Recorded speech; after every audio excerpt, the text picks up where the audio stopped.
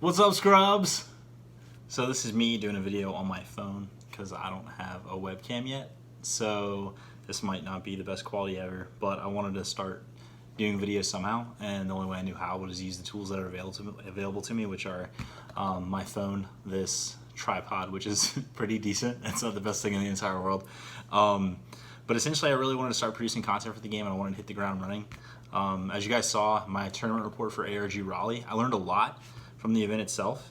The biggest thing was, in my games against Trey, one of the coolest things I learned from him was him cutting off his curve at 6. And so that really got me thinking about different ways to play the game.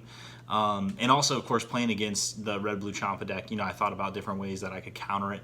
What are ways to, counter the promo Goku, which I think is a problem card. Like, I don't think that it's the most broken card in the entire world, but I do wish that more people had access to it at this time.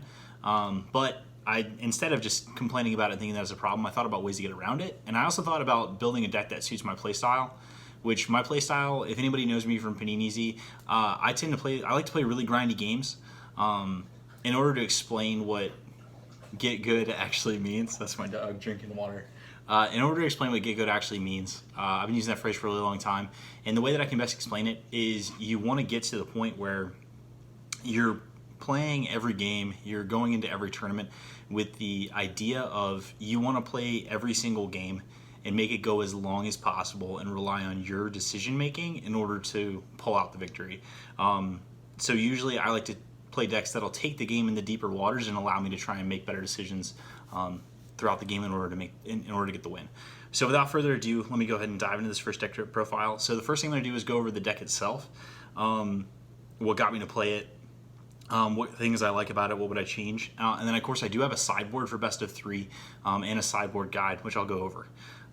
So the first thing I want to do is I'll introduce the deck itself, which is it's Blue Green Gohan Control. The reason why I chose Gohan is I think he gives you a different axis to play on. Well, the first thing is your opponent's going to want to attack you because he doesn't want you to be able to draw additional cards on your turn by attacking. So I think that's kind of a unique interplay where your opponent is forced to put pressure on you, which then allows you to, if you want to take the damage, you can, and then draw yourself extra cards. But the way I like to play the deck is I like to leave my energy untapped a large majority of the time. And I like to be able to play counters and also defend my life total, so I can then be on the offense and draw extra cards.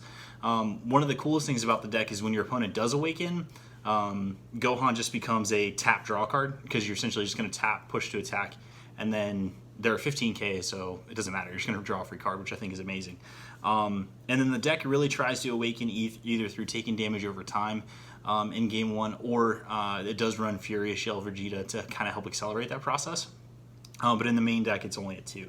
And I'll go over, when I go over the sideboard, that'll help you figure things out too.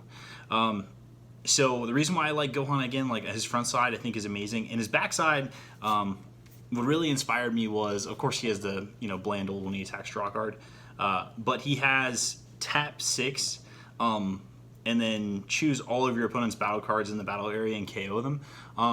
So as I alluded to earlier when I was talking about playing against Trey and he stopped his curve at 6, my curve really stops at 5, and then I treat Gohan as my play late game. So clearing threats off their board constantly while I'm constantly advancing my game state. And you'll see that I tend to put a lot of pressure on through the mid and late game, especially because this deck's pretty conservative, with the amount of just absolute bombs that you can play and the amount of cards that you're going to draw. So this plays almost like a true classic control deck where it relies on card draw, preserving your life total, and then really just finishing the game off with the one finisher that I have main deck, but I play a second one in the sideboard. So we'll go over that as well. So let's go over the deck itself. So at 1, you just play the best 1-drop in the game, which is Energy Boosted Majin Buu. Pretty simple. So you're going to play 4 of those.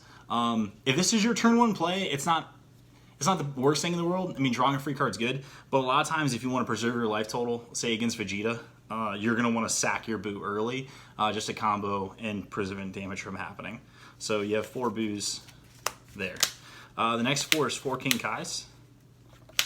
Again, not the ideal first turn play, but if you have to play it, you can. And again, this is all about just preserving your life total in the early game.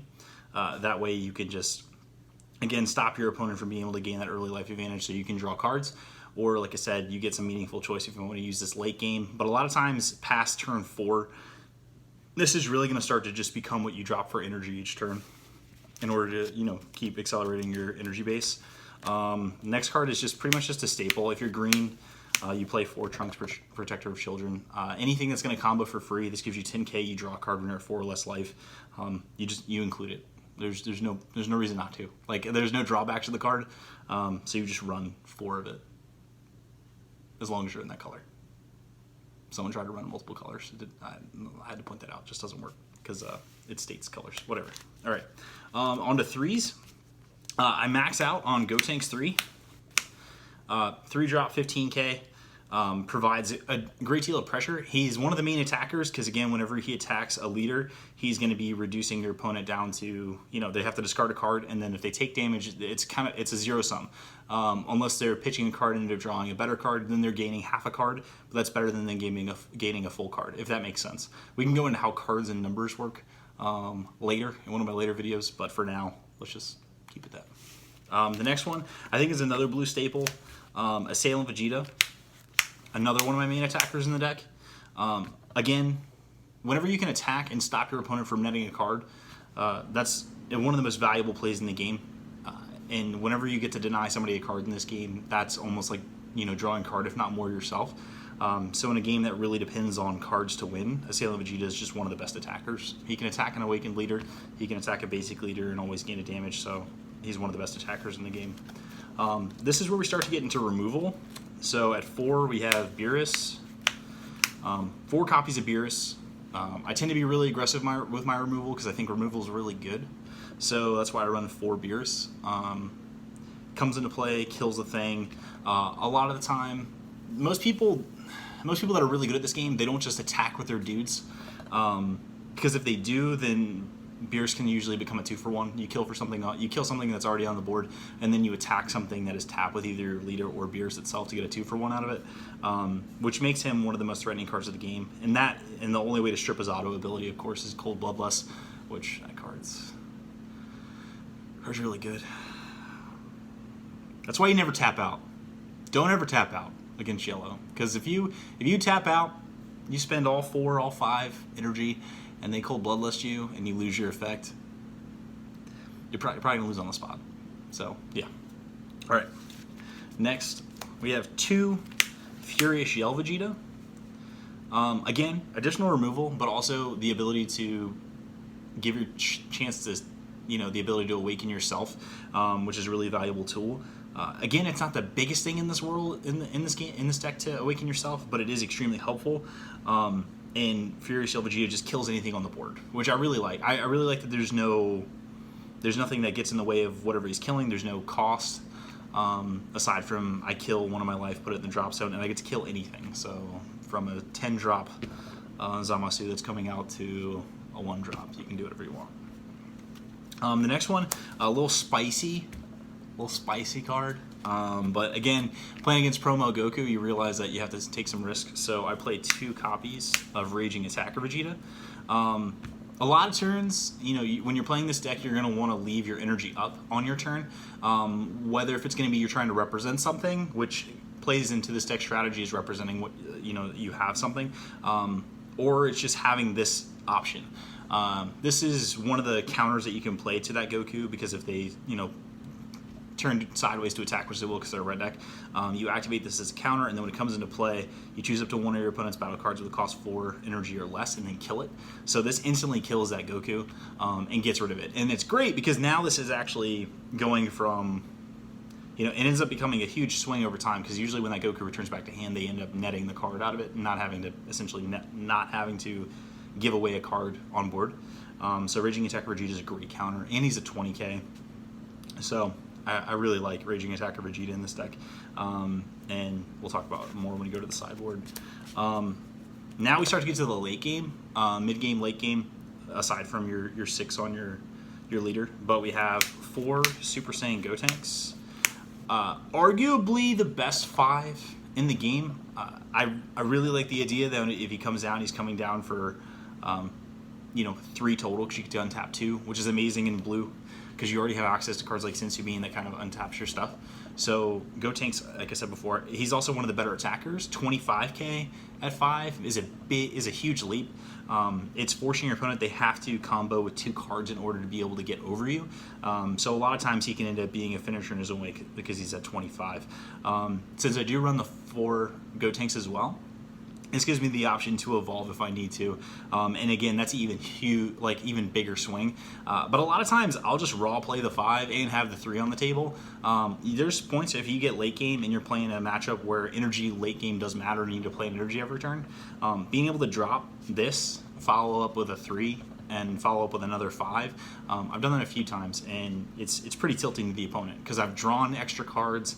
I have 3 attackers on the board, and I'm just threatening lethal almost every single turn. So I think Gotenks 5 is probably one of the most underrated and probably the best 5 drop in the game. So play this card. Continuing on with the 5s, run 3 Prince of Speeds. Not much I can say about that. Drawing cards in this game is good. So he draws 2 cards, which is better than drawing 1 card. Only difference is that he's a 20k as opposed to a 25, and you do have the ability to evolve for 4 with only 2 blue, which I think is one of the things that actually makes him pretty amazing. Mostly because the regular 5 has a 3 blue, like I call it devotion because I've played a lot of Magic, so you know it has 3 devotions, so you need 3 blue in order to cast the 5. Being able to do it for 4 is a really big swing, and I like to be able to do that as often as possible. But again, sometimes I really just want the extra attacker, so I'll play an Assailant and then I'll play a 5 if I need to, or you know I'll play an Assailant and a Gotenks to get the most value out of that turn as possible, and then save the Prince of Speed for the next turn. And again, with this deck, you'll notice a lot of times since you play conservatively, you're just going to be building up attackers on board for your push. And so you could end up having multiple Prince of Speeds, multiple Super Saiyan Gotenks, because you have the option after you get past turn 6 and 7. Turn 7, 8, 9, and beyond, you have the ability to activate your 6 on Gohan, which is one of the best things about this deck is once you're getting to those turns, you are now turning the corner. You are killing things when you need to. Sometimes you'll still have Beerus on reserve. Sometimes you'll still have Vegeta's on reserve to be able to kill things. And then now you're really starting to turn the corner and go for the win. The last card, the last battle card in the deck, it's a one of. We're going classic control here, just one major finisher, and that's one Godbreak Son Goku. Because when he comes down, unless he's getting Crusher Balled, you are swinging for 2. And it's really hard to beat him because he's a 30k. So I really like having him as just the lone finisher in the deck aside from the 5s that I play. And of course when we go to Sideboard, you'll see some interesting things there. But Godbreak Son Goku, one of the most underrated cards in the game. Inversely, I think that actually Beerus might be one of the... Beerus 7 is probably one of the most overrated cards in the game. Main reason why is a lot of times people are going to have a lot of cards in your hand when you get to turn 7. And so making your opponent discard 2 cards, I think, is really big. Like, I think that's pretty huge. But a lot of times whenever that's happened to me, I've discarded my worst 2 cards, which are either cards that I can't combo with, or there's something like Objection, which I don't need anymore. So I definitely prefer Godbreak Son Goku for getting the guaranteed 2 when he comes down, and just incredibly impossible to defend. So, love him. Now we go into extras. This is where we get over... This is like the most obvious stuff you would probably do in this deck. 4-Weeks Coercion. That's the best negate in the game. You are playing this card essentially for free as long as you have a blue available. And negating in this deck is really big. You're trying to, like I said, preserve your life total early so you can get the drawing a card, especially against Vegeta. And against really aggressive decks so you can kind of stay ahead. So Weeks Coercion is big because you can just play multiple of them on the same turn. And again, untapping your resources is a really powerful effect in this game. So since you guessed, we play 4 of those. We also play 4 full power energies. This card, a lot of people are cold on. A lot of people don't play playing the full 8 negates. I'm a huge fan of full power energy. Main reason why is because a lot of times it's going to be a 2-for-1, and Killing one of those floaters, as Mr. Waffles likes to call them, those 1-drops with 0 plus 5k, that pays dividends in the mid game and late game.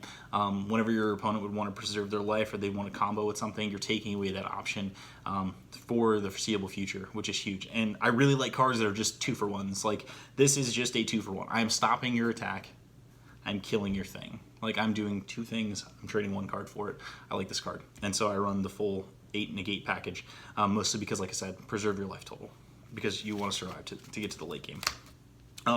3 Sensu Beans. Really want to get to 4. It's really hard to play 4. I mean, I could see cutting a full power energy for it, but Sensu Bean is extremely versatile. It was only at 2, but then I ended up shaving another card to make room for the 3rd because I love it so much. And then when we get to sideboard, you'll see some stuff there. But being able to untap 2 energy is, again, I can't express enough how that is like one of the best effects in the game.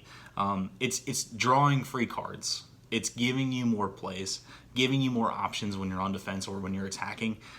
There's a lot of times where you could be at 6, 7 energy on your turn, play something, attack, play a Sensu Bean, untap 2, play something else, like play another Sensu Bean if you have it, if you're getting really aggressive, play something else. Like the card just opens up so many options for you on the offense and defense, so it's the best offensive and defensive card in the game, so I highly recommend playing it. Next, controversial, only 3 objections.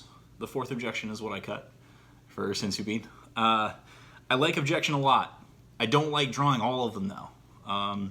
Playing 4 feels excessive. A lot of times in the later part of the game, I usually am just dropping them for just straight energy, which isn't bad. It's always nice to have a card that's like designated like you are not being played for anything except energy, and you just get to use it.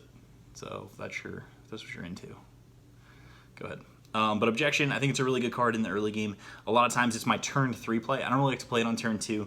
I like to play it on turn 3, so then I have 2 untapped energy, either for both negates or so I have the ability to combo if I really need to preserve my life total. So oftentimes it's going to be my turn 3 play.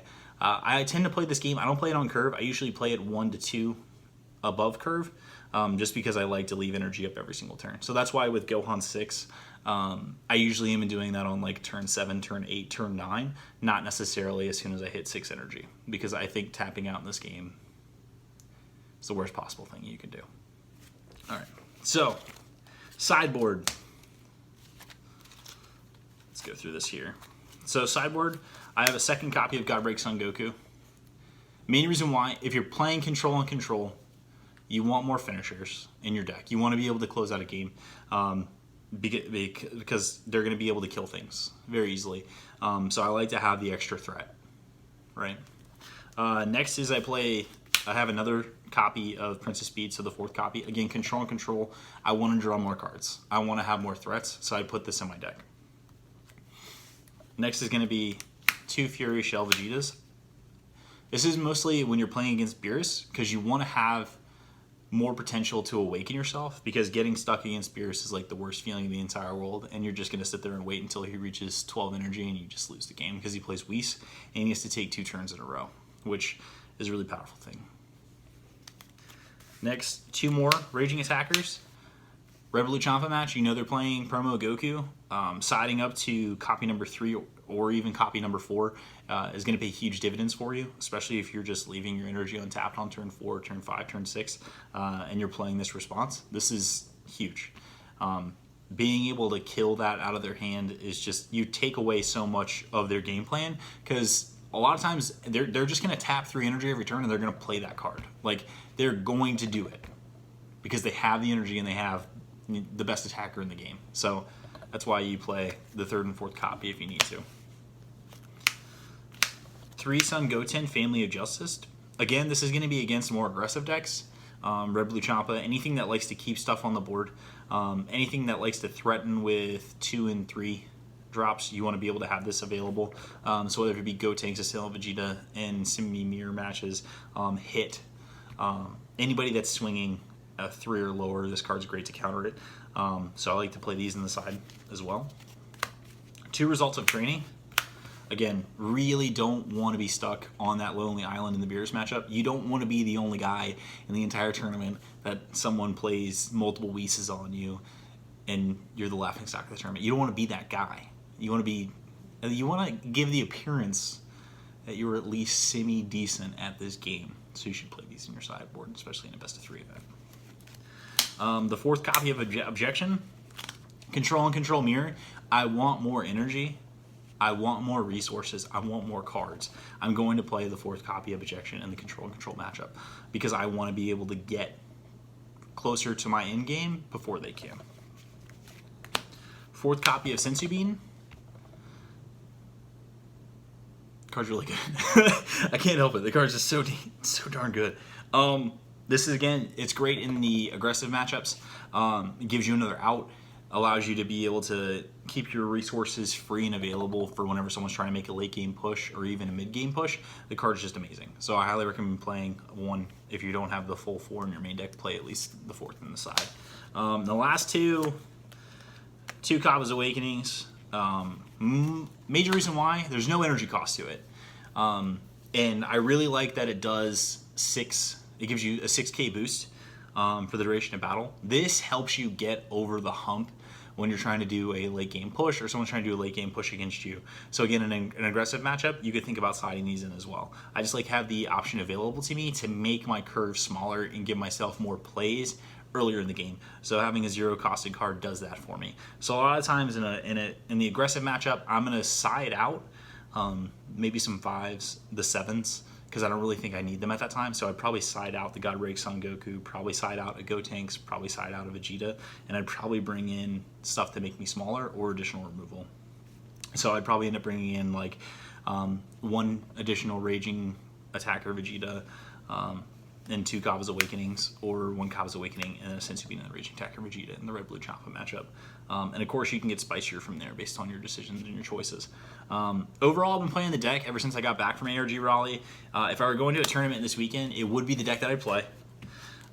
Mostly because, like I said, it really suits my play style. It gives me the option to play a more controlling game where I leave my energy and my resources on tap, and I draw a lot of cards. And drawing cards in this game, like I said, it's having card advantage is the most important thing.